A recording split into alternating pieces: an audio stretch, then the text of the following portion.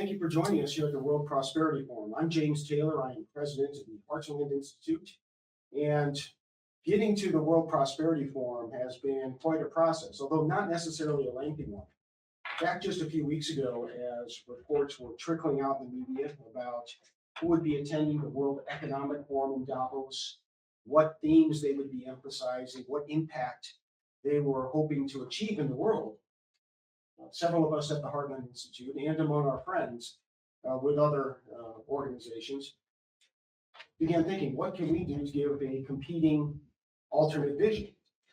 And we felt that what we could possibly do was maybe send a crew, a handful of folks to Zurich, because the World Economic Forum had absolutely monopolized all the hotel rooms and meeting spaces in Davos. But perhaps have a podcast, perhaps do a few interviews and just highlight what the World Economic Forum really is, what they don't want you to know, and what competing vision is available. And it's amazing how quickly enthusiasm for this build, it spread like wildfire. First of all, I contacted a few of my friends here in Europe that work with freedom-oriented organizations and asked if they might like to join us. And the response was just so incredible. Wow, this is exactly what we need. Yes, please. And by the way, I know other folks, other movement leaders in Hungary, in the Netherlands, in Austria, in Poland, in the UK that would like to participate. So very quickly, the World Prosperity Forum was born. And it is very important and necessary that we also, as the freedom movement, join together and present this alternative. Because in Davos, the World Economic Forum, it has this title that everyone thinks is this multilateral governmental international organization that's all powerful. And sure, you have leaders of state, you have industry leaders, you have entertainment moguls attending. But the World Economic Forum is a think tank. It's an NGO. And it's an NGO that promotes a collectivist, globalist, socialist vision. What the World Economic Forum does is it brings together those who the collectivist movement feel can have the most influence, who can have the most impact. How do we implement, is what they say, how do we implement our collectivist agenda? And the way they do it is to pull all these leaders, these thought leaders, these movement leaders, these political leaders, and they talk about what their goal is.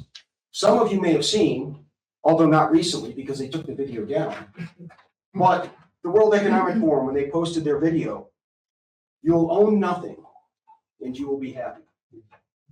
That at its heart is what the World Economic Forum is all about.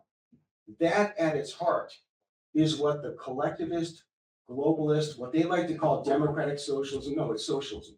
That is their goal. You won't own your own car.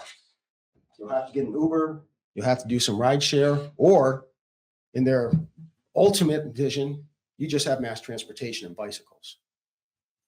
You won't own anything that you count on right now. You won't own a house.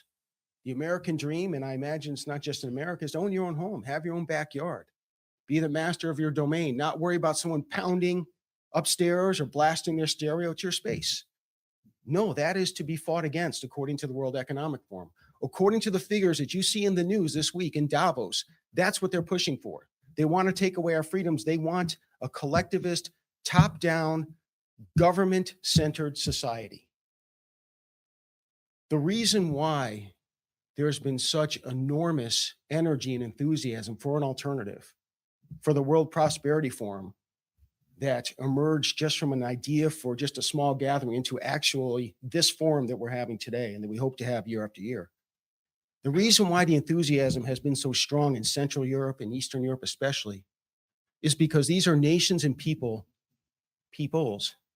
who have lived under the Davos dream. When you've had no freedom, when you've had the government stepping on your neck, when you're afraid to talk openly with your own children because they might turn you in to the government authorities, when you taste that freedom, you don't want it taken away. It can be taken away through military aggression from a totalitarian socialist state.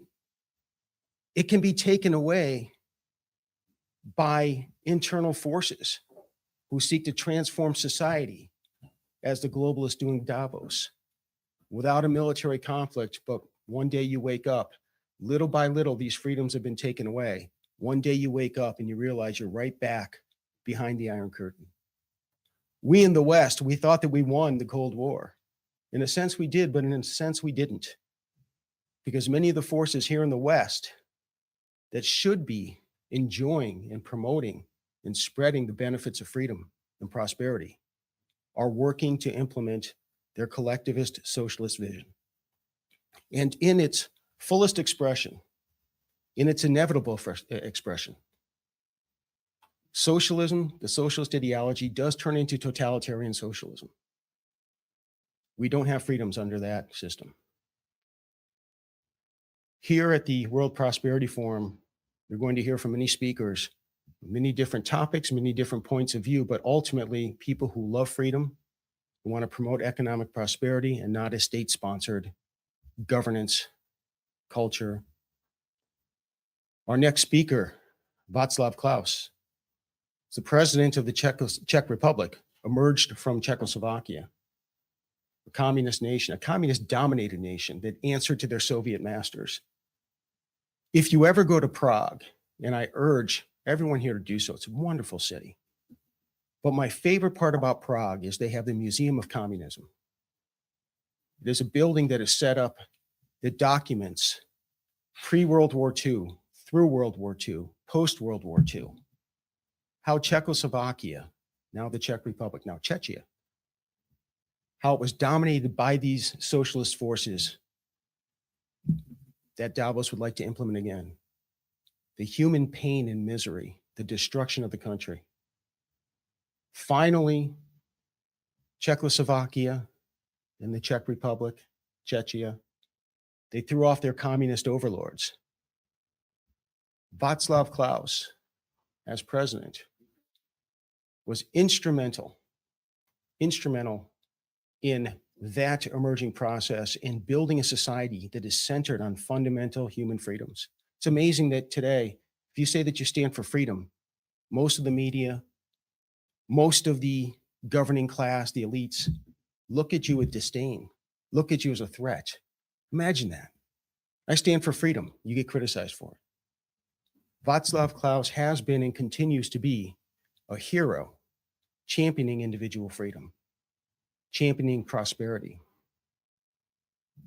I'm going to read the formal bio for President Klaus, but I just want you to know, everybody out there, that it's more than just a formal bio. It's a human being. It's a man whose vision, whose courage has preserved that freedom in Czechia, throughout Europe, hopefully, throughout the world. He's an inspiration. Václav Klaus is a Czech economist and politician who served as president of the Czech Republic and prime minister.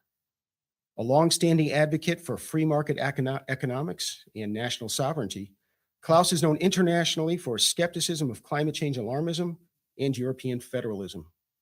He has authored multiple books on economics, politics, and EU governance. After his presidency, Klaus remained active as a public intellectual, giving lectures and participating in global policy debates.